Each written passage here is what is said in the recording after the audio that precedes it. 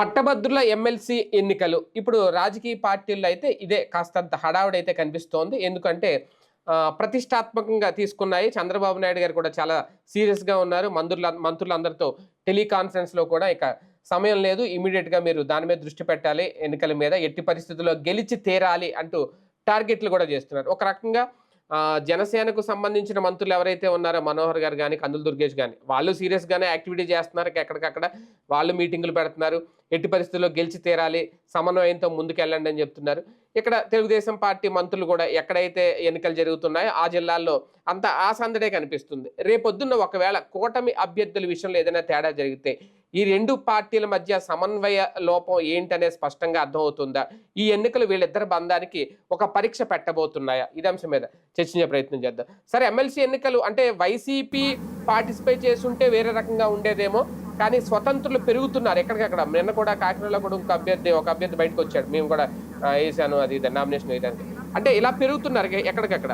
ఇది ఒక రకంగా అంటే ఇవి మేధావులకు, గ్రాడ్యుయేట్స్కు, విద్యావంతులు అందరూ ఓట్లు వేయడానికి వస్తారు కాబట్టి ఇది ఏమన్నా ఒక సవాల్ కాబోతుంది అనే ఒక భయం ఏమన్నా టీడీపీలో కనిపిస్తోందా? ఎందుకు భయపడటం? మేధావులందరూ ఓట్లు వేస్తేనే కదా గెలిచింది వాళ్ళు.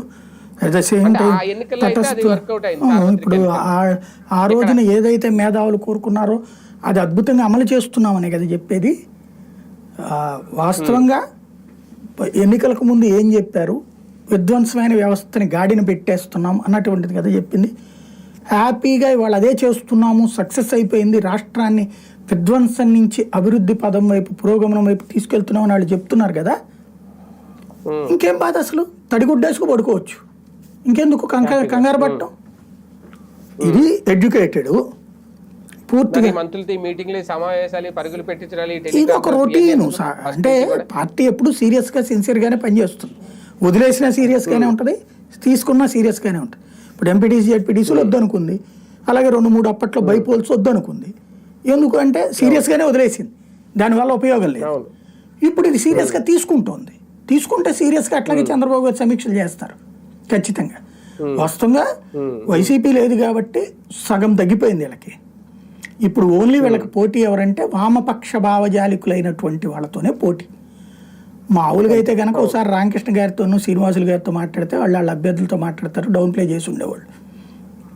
వీళ్ళు పట్టించుకున్నట్టు లేరు. అంటే దాన్ని ఏమంటారు, కాంప్రమైజ్ అంటాం కదా, ఎలక్షన్ బిఫోర్ కాంప్రమైజ్. ఇప్పుడు కొంతమంది అభ్యర్థులు విత్డ్రా చేసుకున్నారు చివరి నిమిషంలో.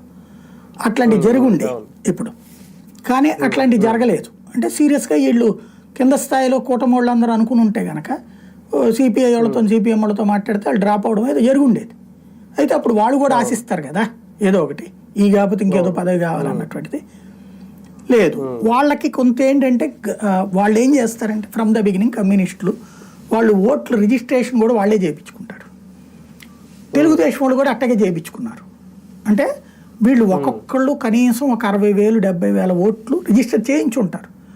ఇప్పుడు నాకు తెలిసి మీరు చేయించాలా, నేను చేయించాలా, దీనికి ఒక సపరేట్ ఓటర్ ఐడి ఉంటుంది, అది చేయించుకోవాలి. అది మనం అంత ఏది దాంతో మళ్ళీ వాళ్ళ దగ్గరికి వెళ్ళి వెరిఫికేషన్లు ఈ గోలంతా ఎవడు పెట్టుకుంటాడులే, అంత టైం అవసరం, పోనీ అంత వీళ్ళ వల్ల ఏమైనా ప్రయోజనం ఉందా అనిపించింది నాకు.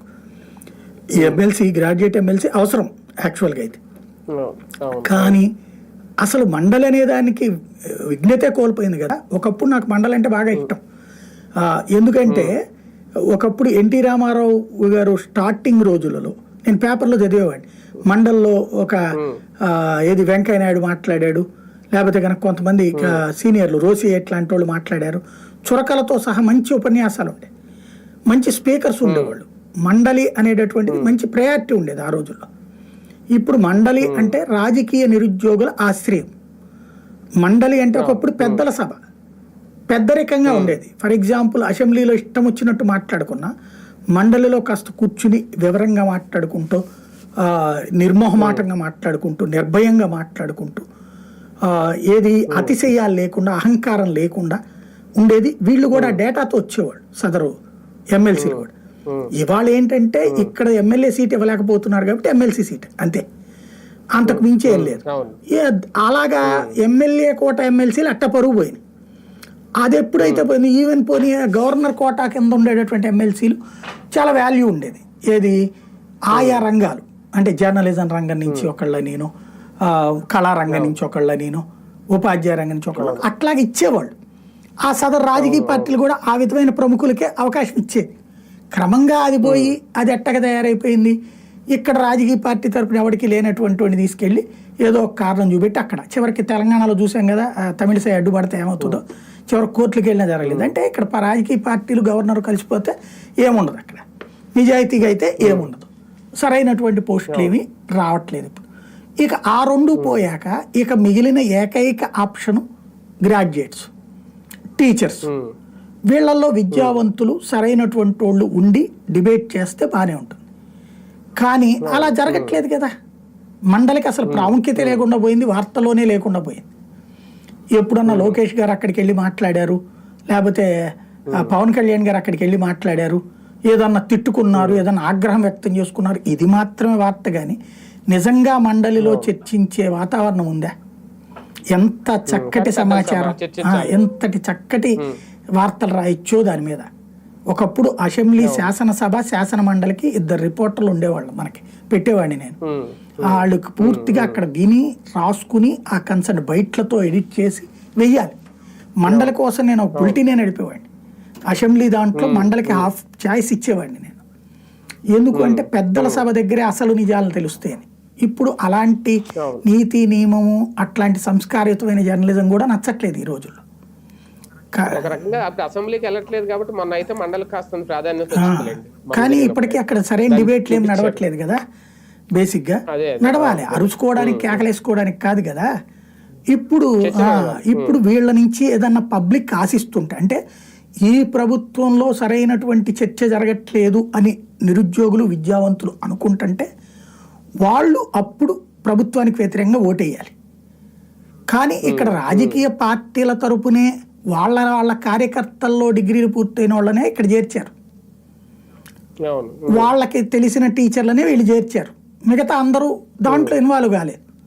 కాబట్టి దీని మీద పెద్ద హోప్ ఏం లేదు నాకు తెలిసి 99% తెలుగుదేశం గెలవడానికి అవకాశం ఉంది. అలా కాకుండా విపరీతమైన ప్రభుత్వ వ్యతిరేకత వస్తే మాత్రమే ప్రతిపక్షంలో ఉన్నటువంటి లేదా ఇప్పుడు ఈ కమ్యూనిస్ట్ ఐడియాలజికల్ అభ్యర్థులు గెలిచే అవకాశం ఉంటుంది.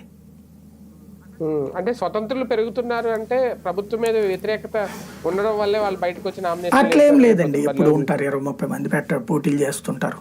ఈవెన్ అది పోటీ చేయడాన్ని కొలమానంగా తీసుకోకూడదు, గెలుపుని కొలమానంగా లేకపోవడం కూడా, తప్పుకోవడం కూడా ఉన్నా కూడా వస్తూనే ఉంటారు వాళ్ళు. ప్రధాన పార్టీ ఉన్నా కూడా వస్తారు, వాళ్ళు ఏం ఆగరు, తగ్గరు. అక్కడ ఎవరికైనా సాధారణంగా ఏముంటుందంటే కొంచెం ఇప్పుడు పబ్లిక్లో తిరిగేవాళ్ళు లేకపోతే ఒక ఫీలింగ్ ఉండేవాళ్ళు ఉంటారు కదా, వాళ్ళు మనకెన్నో అసలు మనల్ని ఎంతమంది స్పందిస్తారో చూద్దాం, పోతే పోయిందో 10,000 నామినేషన్కే కదా అనుకునేసేవాళ్ళు వాళ్ళు అంతమంది ఉంటారు. అందువల్ల పెద్దగా ఇదేం కాదు అది.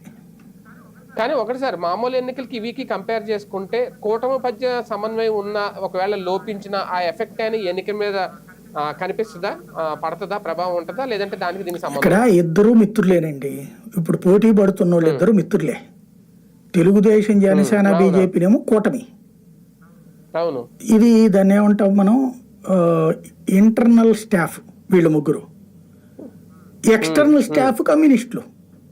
ఇప్పుడు మొన్న ఎన్నికల్లో గెలిచినటువంటి సందర్భంలో జగన్కి వ్యతిరేకంగా జట్టు కట్టిన వాళ్ళు ముగ్గురు, ఈ జట్టుకు పరోక్షంగా సహకరించిన వాళ్ళు ముగ్గురు, సిపిఐ, సిపిఎం, కాంగ్రెస్. ఒక రకంగా చెప్పాలంటే 6 పార్టీల కూటమి ఇప్పుడు అధికారంలో ఉంది. ముగ్గురు పదవులు అనుభవిస్తున్నారు, ముగ్గురు సహకారంతో ఎంజాయ్ చేస్తున్నారు. మీరు చూడండి, మామూలుగా అయితే కనుక జగన్ టైంలో యాజిటేషన్ చేసిన కమ్యూనిస్టులు పేదల కోసమని, ఇప్పుడు విద్యా దీవెన, ఫీజు రియంబర్స్మెంట్ ఇట్లాంటి వాటికి సంబంధించి అదే అమ్మఒడి రాకపోతే ఏమైనా యాజిటేషన్ చేశారా? అప్పుడప్పుడు రామకృష్ణ గారు స్టేట్మెంట్, శ్రీనివాస్ గారు స్టేట్మెంట్ ఇస్తారు, ఆ తర్వాత మళ్ళీ అక్కడే వెళ్ళిపోతుంది. నిజంగా అయితే ఉద్యమాలు ఇదివరకు చేశారా లేదా జగన్కి వ్యతిరేకంగా అట్లాంటివి ధర్నాలు అవన్నీ ఆయన ఇచ్చినా చేశారు ఉద్యమాలు. ఇప్పుడు ఇవ్వకపోతే కూడా చేయట్లేదు కదా. అంటే ఏంటి, వీళ్ళకి వీళ్ళకి మధ్య రేపు పొద్దున్న చూడండి, తెలుగుదేశం అభ్యర్థికి 1వ ప్రాధాన్యం ఓటేస్తారు, 2వ ఓటు కమ్యూనిస్టులకు వేస్తారు. చూసుకోండి, మీరు నోట్ చేసుకోండి, రాసి పెట్టుకోండి. అలా కమ్యూనిస్టులకు ఫస్ట్ ఓటు వేసిన వాళ్ళు 2వ ప్రాధాన్యం ఓటు తెలుగుదేశానికి వేస్తారు. దెన్ ఇంకేముంది అక్కడ, ఇద్దరు ఒకళ్ళకొకళ్ళు ఇచ్చి పుచ్చుకుంటారు. కిందసారి వైసీపీ మిస్ అయింది, అక్కడ కమ్యూనిస్టులతో ఒప్పందం చేసుకోలేకపోయింది, దానివల్ల ఆ తిరుపతి సీటు కోల్పోయింది. లేకపోతే అక్కడ ఒకటో ప్రాధాన్య ఓటు బీజేపీ వీళ్ళకే వచ్చింది, వైసీపీకి. రెండో ప్రాధాన్య ఓటుతో ఓడిపోయారు అక్కడ. ఇక్కడ వీళ్ళిద్దరికి అది తెలుసు ఎట్లా చేసుకోవాలో, అది చేస్తారు వీళ్ళు. కానీ కూటమి అభ్యర్థి గెలవాలంటే సమన్వయం అనేది ఇంపార్టెంట్, లేదంటే గెలుపు కష్టం అవుతుంది. ఆల్రెడీ సమన్వయం ఉందండి, ఏం ప్రాబ్లం ఏం లేదు. బీజేపీ ఓటర్ వేస్తాడు, జనసేన ఓటర్ వేస్తాడు, ప్రాబ్లం ఏం లేదు. అది సమన్వయం ఉంది, చక్కగానే ఉంది. కానీ పవన్ కళ్యాణ్ గారు ఈ ఎన్నికకి ఎందుకు మరి ప్రచారానికి దూరంగా? దీంట్లో ప్రచారం చేసేది ఏముంది, జనం దగ్గరికి వెళ్ళి బహిరంగ సభలు పెట్టేది ఏం లేదు వీటికి. అంటే ఇక్కడ బాబు గారు దీని మీద యాక్టివ్ గా ఉన్నారు, లోకేష్ గారు ఉన్నారు. ఓకే, జనసేన తరపున ఇద్దరు మంత్రులు చేస్తున్నారు అనుకోండి, దుర్గేష్ గారు ఈయన నాదెండ్ల మనోహర్. కానీ పవన్ కళ్యాణ్ ఎందుకు లేదు, నేను ఆయనే కదా మాట్లాడింది. పవన్ కళ్యాణ్ గారే ఒక ప్రెస్ నోట్ రిలీజ్ చేశారు, సమన్వయకర్తలను అనౌన్స్ చేశారు, వాళ్ళందరూ తెలుగుదేశంతో కలిసి ఉండమన్నారు. అదే కదా ఆయన చేయాల్సింది. ప్రెస్ నోట్లకే పరిమితం. ఎందుకు ఇంకా అందులో ఏం చేయాలి ఆయన? జాతిని ఉద్దేశించి ప్రసంగాలు ఏం కాదు కదా ఇది. ఈవెన్ చంద్రబాబు గారు కూడా ప్రజలను ఉద్దేశించి ఉపన్యాసాలు కాదు ఇస్తోంది, వాళ్ళ పార్టీ కార్యకర్తలతో మీటింగులు ఆన్లైన్, వాళ్ళ కూటమి వాళ్ళతో ఆన్లైన్లో ఏం చేయాలో చెప్తున్నారు. కాబట్టి ఇందులో అంటిముట్టేది ఏమి ఉండదు, సహకరించడమే కదా. ఇప్పుడు జనసేన పోటీలో లేదు, తెలుగుదేశం పోటీలో ఉంది, మన వాళ్ళని సహకరించండి అయ్యా అని చెప్తున్నాడు.